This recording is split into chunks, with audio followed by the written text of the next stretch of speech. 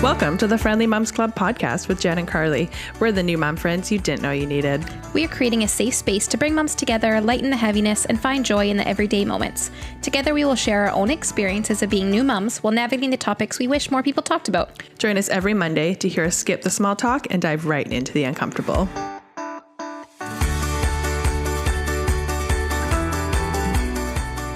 Well, happy Mom Day, Jen. Happy Mom Day, Karlee. What a beautiful day out. We I got know. Sunshine. Finally. We're here. Wow, on the same page. We are on the same wavelength. I feel like the sun makes me think I'm happier than I am, though. Oh, like a little fakeness. Have you actually heard about in Vancouver, people joke that we get seasonal amnesia? Like we forget how bad the winters are. They're not cold, they're just dreary. And then come summertime, everyone's like, Vancouver's the best city ever. But in the winter, everyone's like, boo. No, I haven't heard that, but it actually makes sense. Seasonal amnesia. Okay. I don't mind a little rain. I don't mind a little cold. A nice fall where you get to wear sweaters and scarves. I kind of like that. I do like it when it's crisp, but I don't like rain. Okay, that's fair. Then maybe you shouldn't live in Vancouver. I know, Vancouver. I know. Nah. Yeah. So tell me about your day. Tell me about your life. Life's rough. Yeah. Let me tell you, in case anyone falsely believes this, life is not all sunshine and rainbows with having babies at home. It is hard. And we don't ever want to give the example. Like, we don't ever want to make you believe that we are like these great parents that have great babies at home and we are just killing it because we cry. I cried all weekend. My baby was crying. I was crying. Your baby, little Jojo, is really, really testing her. I would say for like a month now. It's been rough. She's not even 8 months and she has like 17 teeth. So it's unreal. And she's just been crying a lot and really unhappy. But I did have a mom win of the day that yesterday she had one wake window where she didn't cry. That's clap. Everybody clap for Jojo. That is freaking That's huge. Impressive. She cries just so much. So to actually have a couple hours stretch, like it was 2 hours where she didn't cry. I could change her diaper. She didn't cry. That's and a win. She played and didn't cry. Like that's big. That's big. Anyways, so it's really rough, but that was my high five to Jen and Jojo. Yeah, thank you. What about you? Yeah, Henry is also going through a little bit of like a grumpy old man phase. He had a couple teeth come in and he's got a couple more that are like trying to come in, and then he got his first snotty nose, which I don't like mucus, so it's been very hard for me. I used the snot sucker for the first time. Let's just say neither of us loved it. Yeah, it's needed though. That little snot sucker works. It is disgusting, but it works. I was like gaggy and I was like, like brought me back to pregnancy actually. Okay, but to be clear, the snot doesn't actually go in your mouth. Let's no. just for anyone who doesn't actually know, like you suck it out, but there's a filter. So it's not going into your mouth. That's a very important thing. But the whole thing where you're sucking and you're watching it come out and you're like, I'm doing this, and it's not anywhere near your mouth, but just like, I don't like snot on a good day, so. But it's from your baby. I thought everything from your baby was cute and you're supposed to love it. You should see his poops these days. Not cute. Speaking of poops, I just dropped him off at Grandma's and he hasn't had his morning poop yet. So, Grandma, I hope you're doing okay. I'm sure she will be just fine. Yeah. Thank goodness for grandparents. Ugh, bless them.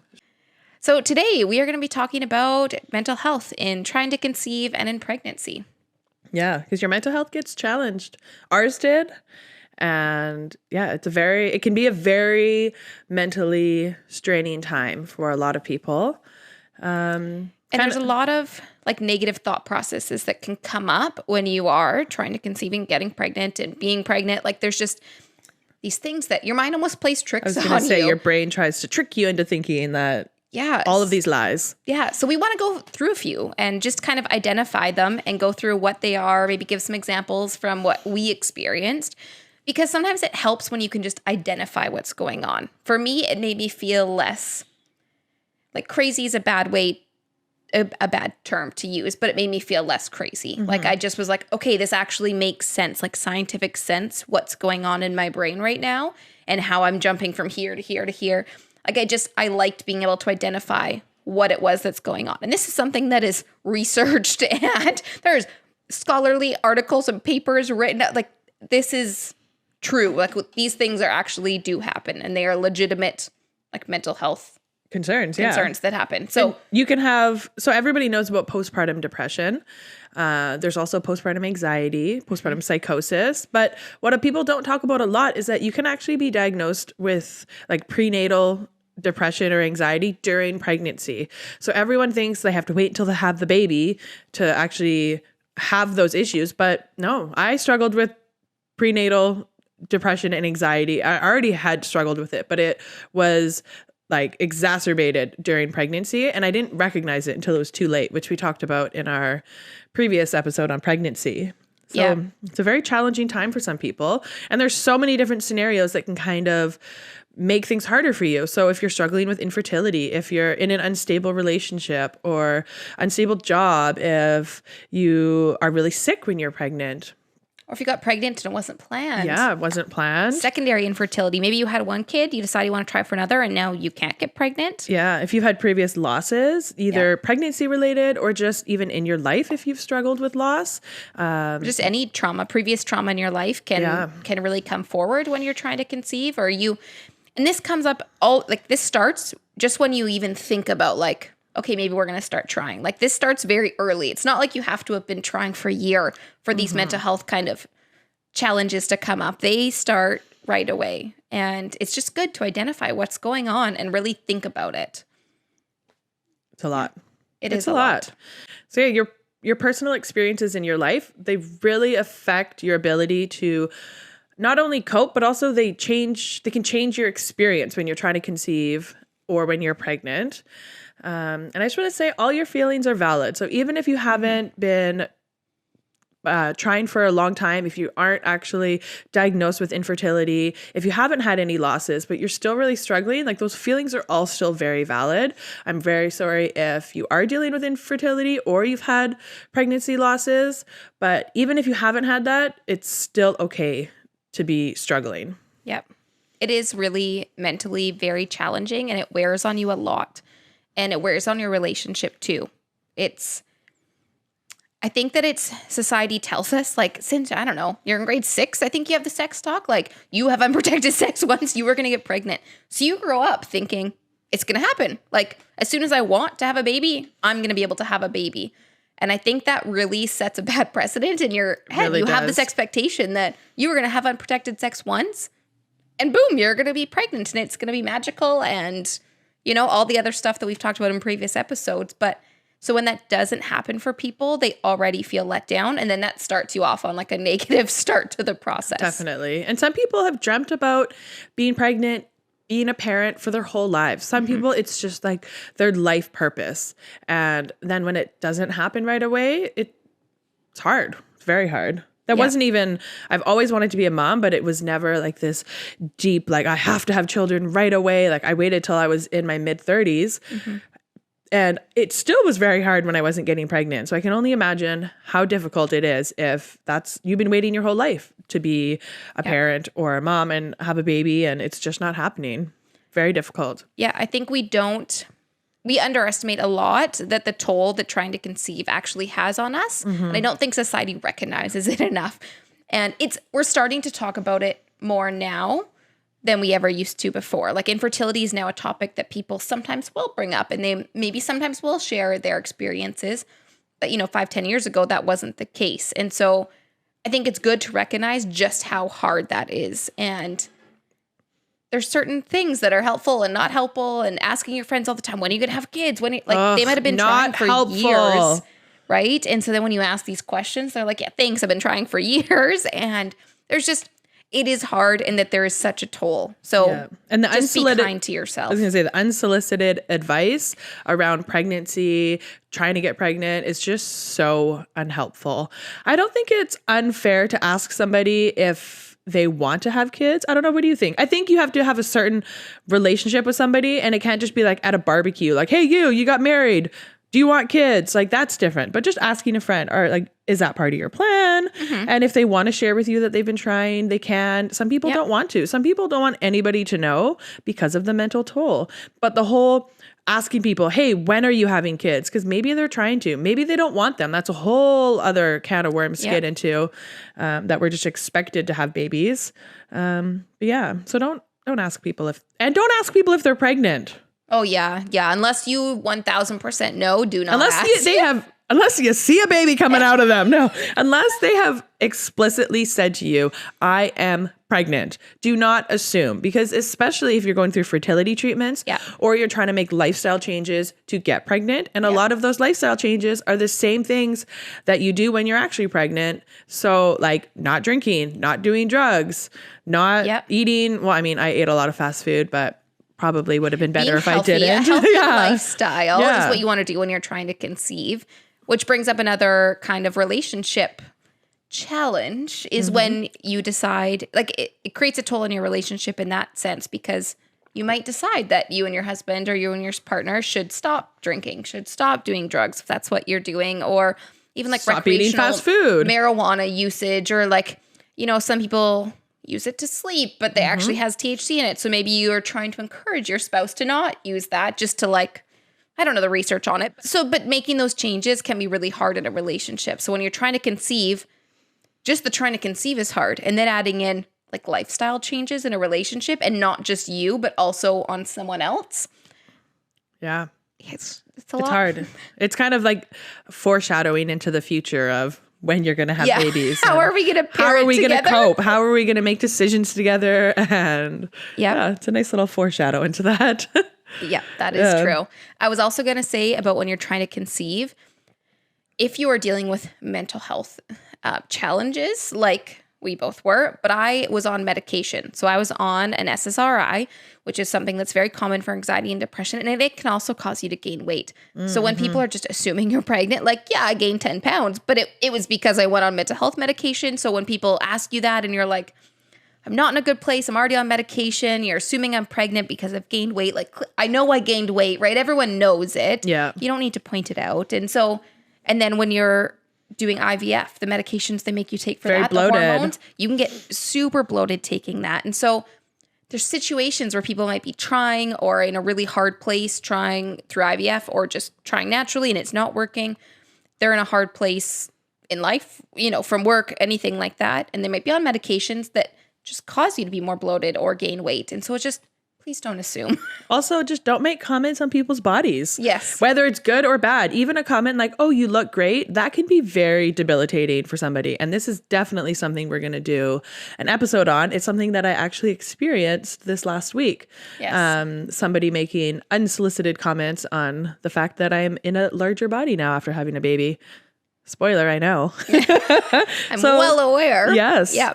Me too. Yeah. I had a baby.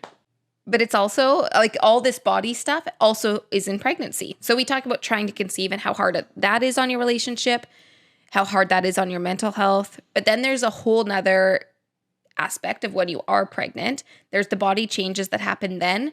For me, I lost weight before I gained weight. So that was that. I was like, I'm hurting my baby because I'm losing weight because I was throwing up so much. So there was that. And like, I'm not big enough. I'm too big. I'm showing too early. I'm not showing enough.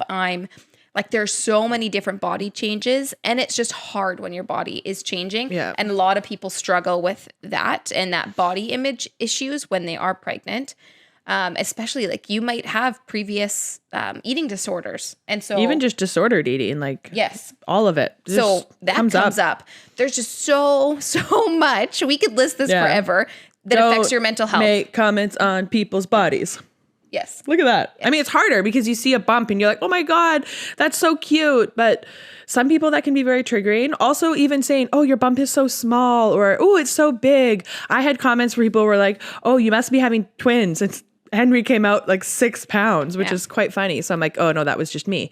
But even people can be struggling with pregnancy, with gaining enough weight. They're worried their baby's too small. And then you're telling them their bump is so small and cute. And that can be difficult. Not everybody wants to hear your opinion on their bump. Yeah. Or their body. No one actually. Yeah, nobody does. Yeah. Yeah. No. I remember one of my old coworkers, when she was pregnant, she said, all people do is they comment on my bump. She's like, can somebody just tell me I look pretty? And I was like, oh my gosh, like she did. And even if she didn't, you can just tell them they look pretty. Yeah. Because who cares what you look like?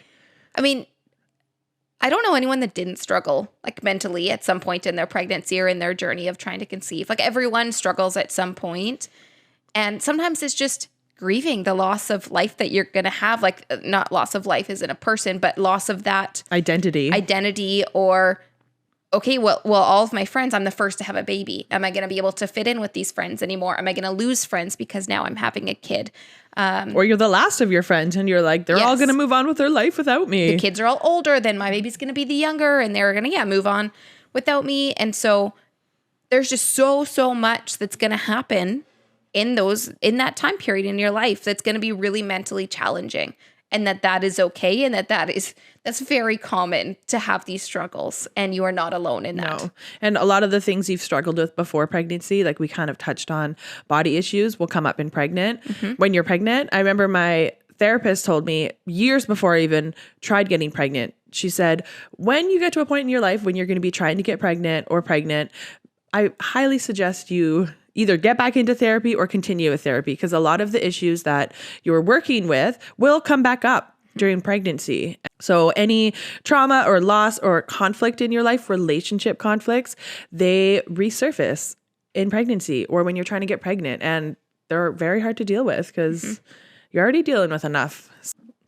So I said before in a previous episode that I was diagnosed with PTSD, and I kind of thought like, hey, I'm putting this work in, like maybe this will actually be a blessing in disguise that I'm going to be better at pregnancy and trying to conceive and dealing with all the mental health, like cognitive distortions that happen because I am putting the work in. I already have recognized that these things happen. I am, I know how to deal with it. I have these little pocket practices that can help me when I'm feeling anxious and too stressed out, and how to calm myself down. And I do think it was helpful, but I still struggled. So even if you are like, I'm a superstar, I've been going to therapy for years, like other stuff that you thought was in the past might still come up, and you might have to deal with it again. So if you have a therapist, or if you've done therapy, just keep that therapist. Just keep that relationship open, because you might need them again. Yeah, keep that in your back pocket. I mean, we both believe it's always nice to have a therapist that knows you as part of your general health toolkit. Yes. But especially when trying to get pregnant or being pregnant and even postpartum, it's very nice to have a relationship with somebody before you need them. Yes. Yeah. And it's good for them to see you kind of at your like neutral, so to say.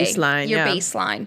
So when they can see you, and then now you're trying to conceive, and they'll actually be able to notice changes a lot sooner and in a lot more detail and precise changes than you might not be able to recognize in yourself. So that way you actually have like an outward source telling you, you might not recognize it yet, but you are struggling and we should do something, or, you need help.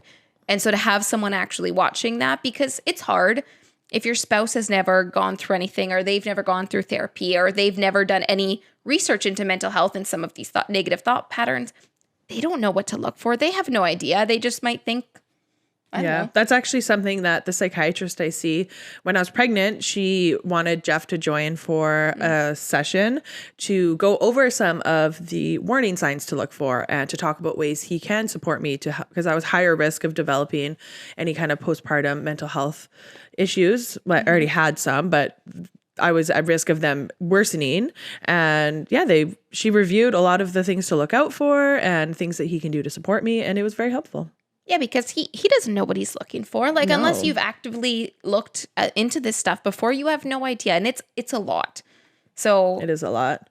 I don't expect every other spouse out there to just know what it is. So going through it together, or especially, if you're pregnant, even if you're not experiencing any mental health challenges while pregnant, still being prepared in your relationship of what postpartum depression looks like, and going through the warning signs and making sure that your spouse also knows is probably a good idea, because that way they can say like, hey, you're actually not doing well. Maybe you need to get help. Like at your 6-week checkup, maybe we should bring this up to your doctor. Like, I'll come with you and maybe we can talk about your mental health. Or definitely. So it is good. I like that your psychiatrist recommended that, because I do think that is a very good idea. Props. Love her. She's great. Yeah. She was very helpful. I had we've talked about this, a lot of dark things going on. And I think the main one for me was that women now are talking more about infertility and pregnancy losses, which I love. That is a topic that needs a lot of light shed onto it. And we need to normalize these experiences because they happen a lot. Like the stats, I think, are like, 1 in 4? It is. Yeah, it's 1 in 4. Very common. But because this has become slightly more normalized to talk about, I was convinced that it was going to happen to me. And we're going to talk about this later, about the cognitive distortions and like those negative thinking patterns and the thinking traps you get into, that I heard more people talking about that. And then my brain was like, yep, that's going to be you. Yep, that's me. I'm going to be that person. Exactly. I'm going to be that stat. Yeah. And I lived my entire life trying to get pregnant and being pregnant, convinced that was going to be me. And it wasn't. So it's just interesting. Your brain is it tricks you. Oh, it plays a lot of games. And then on top of all the little tricks our own little brains here, society has all of these rules for women and when they're pregnant, what they can and cannot do. Like you can't eat deli meat, you can't have a hot dog, you can't ride horses, which maybe that one's legit. But it's stressful though. All these ways for society to control women and what they do with their bodies. And one thing I learned when I was pregnant is a lot of these, especially food recommendations, aren't actually legit. Legit. I was going to say, what's the word? Not legit. A lot of them aren't legit. Yeah. Or they're based on very, very old stats, like very, very old research. Outdated research. That was not done well. Yeah. Either. Like it's outdated, but it was also just not done well. Having taken a stats class in university myself, I know how these studies should, like you need to have a control. You need to have all these other factors dealt with basically. And these studies did not. Yeah. And so they couldn't actually tell, was it smoking that was causing this? Was it this factor? Like they couldn't actually tell because they didn't have control. They didn't deal with any of these other outside factors. So they can't say for certain that this caused it. So it just, yeah. And you read Emily Oster's book, right? I did, yeah, yes. Very big fans here. Yes. So she has 2 books. One is called Expecting Better, and that's for when you're trying to get pregnant. And then another one called Crib Sheet, which goes through the newborn, I think maybe up to like a year. I think it's toddler. Yeah, and newborn and toddlers. Yeah, and so she's an economist, so she's actually not a healthcare professional. But what she does is she works in research. Yes. So she gathers all of the data and she sifts through it and then she just presents it. This is what research says. And what I like about it is that she doesn't tell you what to do. Like I said, she's not a healthcare professional. Even though some healthcare professionals should not tell people what to do, but that's a whole other topic. Yeah. What she does is she presents the data and says, this is what research is telling us, and you take this and you make the decision that suits you and your family. So she's not telling you what to do. She's just presenting the data and say, take from it what you like and use this to make your own decision. She empowers you. She gives you back the power to make decisions on your own life of what you're going to do by presenting you with actual hard facts and data, which I love. So many books out there are telling you, do this, don't do this, do this, don't do this. And it gets so overwhelming and there's so many rules that it's very overwhelming. I didn't know so many of these things in pregnancy that you couldn't do. And I was like, holy crap, I clearly was not prepared for this. And so I read her book and I was like, oh, okay, this makes sense. Like some of the research is very, very old and it was done poorly. And some of it is just like, yeah, there is a small risk, but what is important to you? Like that risk may be worth it for your mental well-being. Yes, do with it what you want. Do with this information what you want. Yeah. And yeah, if you have dealt with losses before, maybe you were going to get rid of any 0.0% chance that something is going to affect it. Maybe you are getting rid of all of those. But if you've had a very healthy pregnancy, like for me, I did drink coffee. I mean, I couldn't for a period, but once I could, I missed it so much. Oh, and that I was was like, so you know sad. what? I'm going to have coffee. I miss it. Like for me, it was okay. And I felt the risk was worth it to me, but you just need to be sure in your position, like what risk you're taking and that you're okay with it while you do it. So yeah, love her book, Emily Oster. We will link it in the description for the episode. We'll have a link for her book and what it's called if you want to look at it. What you just said reminded me, I forgot that when I was pregnant, I was addicted to Tim Hortons ice caps. And there's a Tim Hortons at the hospital I work at.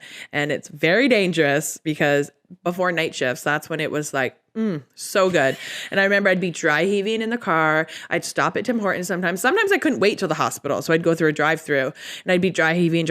I'd get that ice cap and take a sip and I was healed. It was healing. It was so good. Oh, I remember that. And then when sugar. Yeah. Oh gosh. And when I started feeling better, I had to be like, okay, maybe this is not something I need to have every shift. Because there was a point where I could not work without one. Yeah. I had just it was just so good. But it made you feel better. So it made me get through it. Worth it? But then when I started feeling better, I was like, okay, maybe having an ice cap. And I didn't get a small. Like, let's be real here. And you finished the whole thing real fast, I'm yes, sure. I chugged it. You weren't just having part of it. Oh, God. No, there was no wasting. Yeah. So, yeah, that's funny. That just was like a little memory that you brought up. Yes. We're going to move on to a little education about some of these cognitive distortions, negative thinking patterns, thinking traps, whatever you would like to call them. So with education, we just strongly believe that knowledge is power. So the more that you can learn about what's going on, you're just going to feel a lot more empowered to be able to deal with it, what you need to do, if you need to address it at all. You're just going to feel a lot better. If you can actually identify some of these things going on in your head, it kind of takes away the fear of it. And the stigma to yourself. Like, it takes away the shame that there's nothing wrong with you. Your brain is just tricking you. Yeah. And so we are not psychologists, so we aren't just like making this stuff up. We actually got the information that we're going to be going through today. We got from the University of Pittsburgh Medical Center website. So we will also link that in the description if you want to read about it some more. We found they just had a very clear way of describing it, and it was very like clear and concise. And so yeah, we liked the way that they described it best. So we want to give them props for their website. High five. It was good. Yeah. So let's talk about what a cognitive distortion or thinking trap, negative thinking pattern. Yeah, it's basically just faulty and or inaccurate thinking. So it's just basically a perception. Your brain is believing or perceiving something that isn't always true. Yeah. And you can experience this where it's like not an issue, where, you know, you do something silly, you burn your toast and you're just like, oh, I suck. I suck. No, you're like, I'm not a chef. Okay, cool. But if you have that faulty thinking pattern, it can be like, oh, like I'm a terrible person. I can't do anything right. I'm going to drop my baby. House on fire because I burnt the toast. And what if I put it in longer? Then the whole house is going to go up in flames. And I don't have a carbon monoxide detector. Yeah. And then, well, I hope you do. I know. It's a running joke in my family because I freaked out at 2 a.m. one day about carbon monoxide detectors. Anyways. So cognitive disorders really come into play when they actually interfere with your life and you can't forget about it. So if these negative thoughts are coming into your head and they're actually interrupting your life, they are interfering with the way that you are living, with your doing things, with your you're not able to just like think about it, whatever your negative thought, I suck, and then it goes away. It's when it actually comes in and it keeps staying and kind of like repeating itself and it causes problems. That's when, getting help is a very, very good idea. Yeah. And it can lead to anxiety and depression, substance use, insomnia, sleep disorders. It can affect your relationships. So it's actually affecting your life and your ability to live your life. But like we mentioned before, you may not notice this is happening. So yeah, so we may tell you a few examples of these cognitive disorders and you're going to be like, holy crap, I definitely do this. Because that's when my therapist first went through some of them with me, like there's a sheet. You can get sheets and there's pages of cognitive disorders. Distortions. And distortions. Distortion. I mean, it is a sign of a mental health disorder, but cognitive distortion, yeah. Okay, cognitive distortion. Yeah, thinking trap. I think your therapist used that term. Yeah. Thinking trap, I like it. Yeah, I like it too. It is a trap. It is. And so, but there's pages of different exampple of these that you can go through. And I went through and there was a few that I was like, yes, yep, that's me. And it was just that mind-blowing, eye-opening. I was going to, anyways. Yeah. So the first one, catastrophizing. So that's when you always think of the worst outcome. So you normally causes you to kind of spiral, but something you are just, regardless of what it is, you think to the very worst, and that is exactly what you think is going to happen, and then you spiral in that worst. Yeah. So I think we talked about it a little bit before. During pregnancy, something I struggled with was I convinced myself that there was no way this pregnancy was going to end with a baby. I was convinced something was going to happen, and my brain made me believe that there was no chance I was going to have a healthy baby. And it was scary. And that's not what happened. I had a very healthy baby. And one thing that really helped me is telling myself the most likely outcome is a healthy baby in October. And one of my friends actually said this to me when I was spiraling about it. Like, well, like, you know, it's 1 in 4. I'm going to be that one. It's going to happen. Like, I just don't see how I'm going to have a baby at the end of this. And she reassured me, you know, those things can happen and you're very aware of it, especially with your line of work. You see it, but you need to remind yourself the most likely outcome is that you have a healthy baby. And I clung on to that I was like every day, like I would tell myself the most likely outcome is that I'm going to have a healthy baby. Mm-hmm. And I had to trick my brain back. My brain was tricking me and I had to be like, no, I'm going to trick you. Yep. Catastrophizing can really take over, like any of these mental distortions. They can really take over your brain. So you have to kind of be like, nope, I'm going to be positive here. I'm going to have these little mantras, these things I'm going to say to myself to help kind of get me in the right frame of mind. I'm going to identify what's happening. I'm going to think about it and challenge some of these thoughts. Yeah. So what's another one this one you did a lot, this next one, jumping to conclusions. Jumping to conclusions. So there's a couple different examples. So there's mind reading and fortune telling.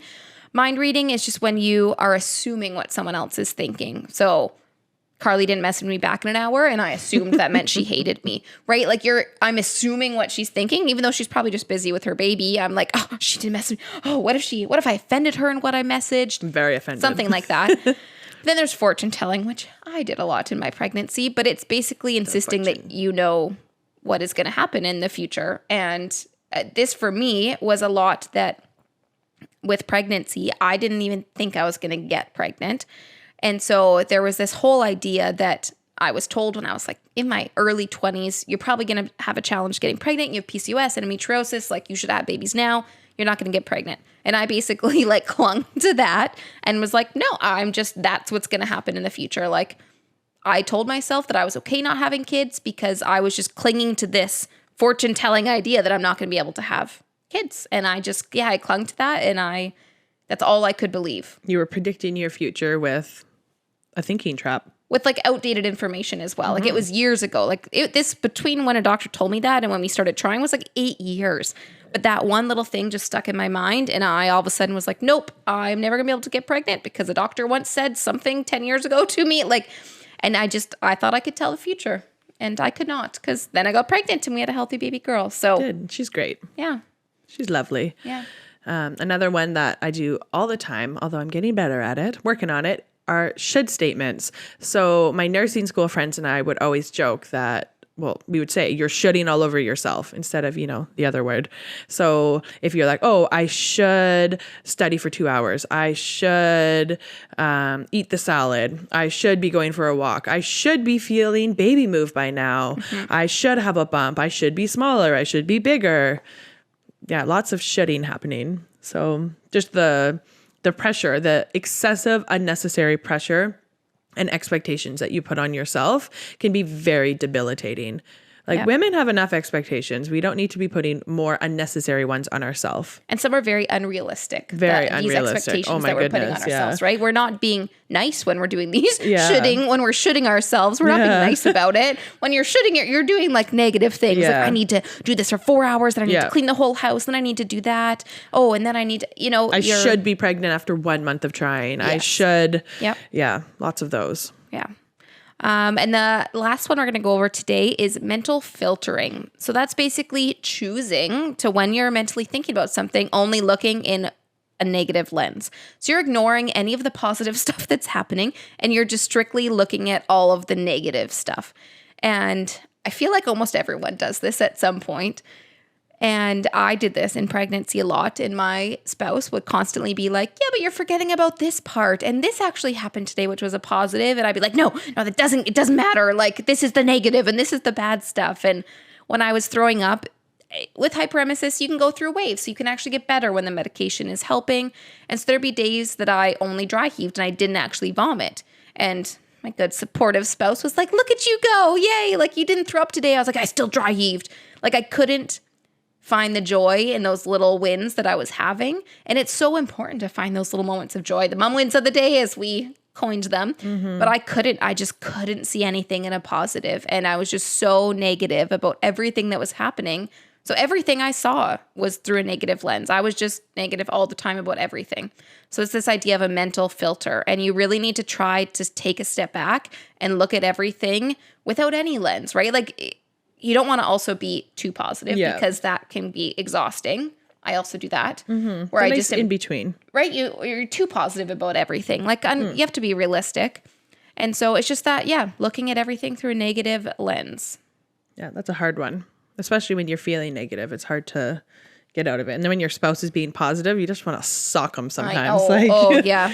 There's maybe a few times that I told my husband, I was like, you are not my therapist. Stop trying to be my therapist. Because he was trying so hard to help me. And I was just like, nope, no. I am seeing my therapist. Like, you're my husband. You are not my therapist. Because he'd try to like therapize me. I don't know. Yeah. I don't think that's a word. Therapize. He's trying to therapize. He would try. And I was like, Coin it. Yeah. Speaking of therapy. There's lots of ways to manage these cognitive distortions. Things that worked for us, therapy. Specifically within therapy, cognitive behavioral therapy. Meditation can be helpful, journaling, getting enough sleep, taking care of your body, and then talking to people about it. Maybe not your husband. We are big fans of talking. And then finding that circle. And so we talk about finding mom friends, but this starts in pregnancy. This starts in when you're trying to conceive. Finding those circle of people who you trust, who you can talk to about these things, it just helps lessen the load. It is. Yeah. You get out of your own brain instead of stewing over it yourself and spiraling. It's nice to share these with someone. And then maybe if your friend has listened to this episode, they can be like, I think you're fortune telling. No, they can just, kind of help you come back to more rational thought sometimes. Yeah. You need to be challenged in your thought process, as I believe. Yeah. So you need someone that will actually call you out and be like, I think you're doing this right now. Hold you accountable. We need to take a step back and look at it, without any of these mental traps, these filters. So that good circle of friends and family around you is important. Yeah. And if this episode resonates with you, if you find yourself struggling, either trying to get pregnant or postpartum, please reach out for help, either professionally or with a friend. We're big fans of therapy, as we've said. Yeah. A million times. We'll keep saying it. Yes. Everyone should go to therapy. Yeah. Yeah. Therapy, if you're out there, please sponsor us. No. Therapy in general. What is that? Well, we already called for Snoop Dogg and he didn't come. No, and we did someone else too. Amy Schumer. Oh, yeah, Amy Schumer. Yeah, we love Amy Schumer and her hyperemesis jokes. And we love her. Anyways, okay, so our Mom Day mantra today. We've got to the end of the episode, so we like to kind of summarize things, have a nice little mantra. You can always do it as an I statement if you'd like, but we normally say it in more of a third person. Just to... Yeah. You say it today. Okay. Just because it crosses your mind doesn't make it true. It does not. It's a very simple idea, but it's like once you can fully actually believe this, like take it in, hear it, and believe it, it will change your life. Just because you have this thought that comes in and like, I'm never going to get pregnant, it can also just come in and go. It doesn't have to stay. And ruminate. Right? And ruminate. It doesn't mean that it's true just because this thought pops up in your mind. It's just a thought and you can let it go. And oftentimes this thought pops up and all of a sudden we're like, that is true. That is going to be my life. And you hold on to it and you ruminate and you just like spiral. You catastrophize, you fortune tell, you do all of these things, but it's just a thought. It doesn't mean it is true. Yeah, definitely. And I know we're just finishing the episode, but I forgot to say earlier that medication is actually something that has helped me the most with letting those thoughts go. Yes. I didn't think that medication would help with your actual thinking patterns, but spoiler, it does. So not being able to just think something and send it on its way when it stays and gets stuck and it's like a little hamster wheel in your head. Medication is actually something that was very helpful for me, but also, just try it. Just try, not medication. I mean, just try think this statement. Just because it crosses my mind doesn't mean that it's true. And just see if you can just let it go. Yep. When you're having some bad thoughts, just think about this and say it to yourself. Maybe say it out loud a few times. Write it on your mirror, on your forehead. No.